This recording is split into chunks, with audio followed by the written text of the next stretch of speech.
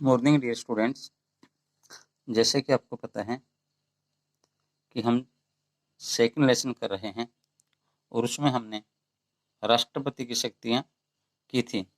जैसे कि मैंने आपको बताया है कि राष्ट्रपति की शक्तियों को हम निम्नलिखित भागों में बांट सकते हैं: प्रशासनिक शक्तियाँ, वैधानिक शक्तियाँ, वित्तीय और न्यायिक शक्तियाँ, और जो आज हम करेंगे वो है राष्ट्रपति की संकटकालीन शक्तियाँ। प्रिय विद्यार्थियों, हमारा जो संविधान है उसकी विशेषता है कि इसमें राष्ट्रपति को संकटकालीन शक्तियां दी गई हैं। वह इन शक्तियों का प्रयोग आपातकालीन परिस्थितियों से निपटने के लिए कर सकता है। अगर मान लीजिए राष्ट्रपति को विश्वास हो जाता है कि हमारा देश खतरे में है या आपातकाल की स्थिति बनी हुई है, तो वह ऐसी दशा में इन शक्तियों का प्रयोग कर सकता है। तो जो राष्ट्रपति की संकटकालीन शक्तियां हैं उनको 3 अनुच्छेद के अनुसार बांटा गया है: अनुच्छेद 352, अनुच्छेद 356 और अनुच्छेद 360। तो जो पहला अनुच्छेद है अनुच्छेद 352, उसके अनुसार युद्ध और बाहरी आक्रमणों से निपटने के लिए राष्ट्रपति क्या कर सकता है? आपातकाल की घोषणा कर सकता है। यदि राष्ट्रपति को यह विश्वास हो जाए कि निम्नलिखित कारणों से देश की एकता और अखंडता को खतरा है, तो वह आपातकाल की घोषणा कर सकता है। जैसे मान लीजिए कोई दूसरा देश हमारे देश के ऊपर आक्रमण कर दे, या आक्रमण होने की संभावना हो, या युद्ध हो जाए, या सशस्त्र विद्रोह। सशस्त्र विद्रोह का मतलब होता है कि हमारे देश के अंदर ही जो हमारी सेना है वो अगर देश के विरुद्ध ही विद्रोह करते तो उसको बोलते हैं सशस्त्र विद्रोह। तो ऐसी सभी स्थितियों से निपटने के लिए राष्ट्रपति अनुच्छेद 352 के अनुसार संकट काल की घोषणा कर सकता है।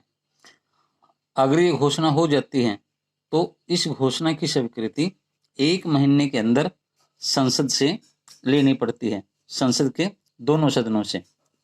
यदि लोकसभा भंग की जा चुकी है या घोषणा करने के बाद भंग हुई है तो इसकी स्वीकृति फिर किससे लेंगे? फिर राज्यसभा से लेनी आवश्यक है। तो इसी तरह से जो दूसरी संकटकालीन शक्तियां हैं वो है अनुच्छेद 356 के अनुसार। उसमें क्या है?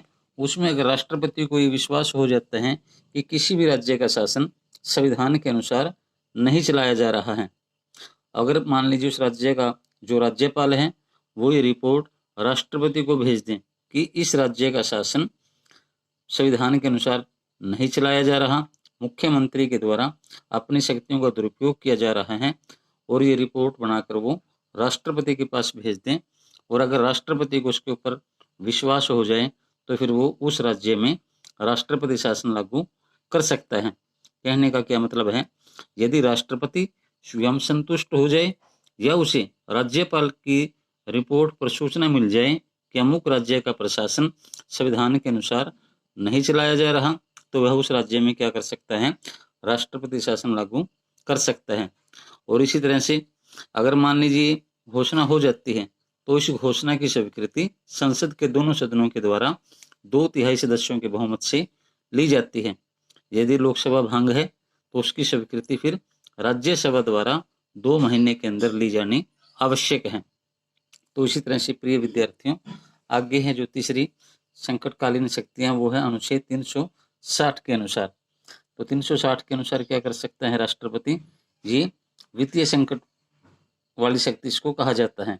अनुच्छेद 360 के अनुसार वित्तीय संकट से उत्पन्न संकट काल की घोषणा करना। इसके अंतर्गत क्या है? धारा 360 के अनुसार यदि राष्ट्रपति को यह विश्वास हो जाए कि भारत या उसके किसी राज्य के किसी भाग का वित्तीय स्थायित्व या साख संकट में है तो वह वित्तीय आपात स्थिति की घोषणा कर सकता है, और इसकी स्वीकृति संसद के दोनों सदनों द्वारा 2 महीने के अंदर करवानी आवश्यक है। आपकी जानकारी के लिए बता दें कि अभी तक भारत में इस प्रकार की घोषणा नहीं की गई है। और अगर मान लीजिए राष्ट्रपति के द्वारा वित्तीय संकट की घोषणा की जाती है तो फिर उसका क्या प्रभाव पड़ेगा? उसके अनुसार राष्ट्रपति राज्यों को वित्तीय साख बनाए रखने के लिए आवश्यक निर्देश दे सकता है। राष्ट्रपति किसी भी कर्मचारी या न्यायालयों के न्यायाधीश के वेतन और भत्तों में कटौती भी कर सकते हैं। इसके साथ साथ राष्ट्रपति राज्य विधानमंडलों द्वारा पास किए गए धन विधेयकों को आवश्यकता पड़ने पर अपनी स्वीकृति के लिए मंगवा सकता है। तो प्रिय विद्यार्थियों, आज हमने जो टॉपिक किया वो था राष्ट्रपति की संकटकालीन शक्तियाँ। तो आप इस क्वेश्चन को ध्यान से करें और अपने नोटबुक में भी नोट करें और इसको लर्न भी करें। धन्यवाद।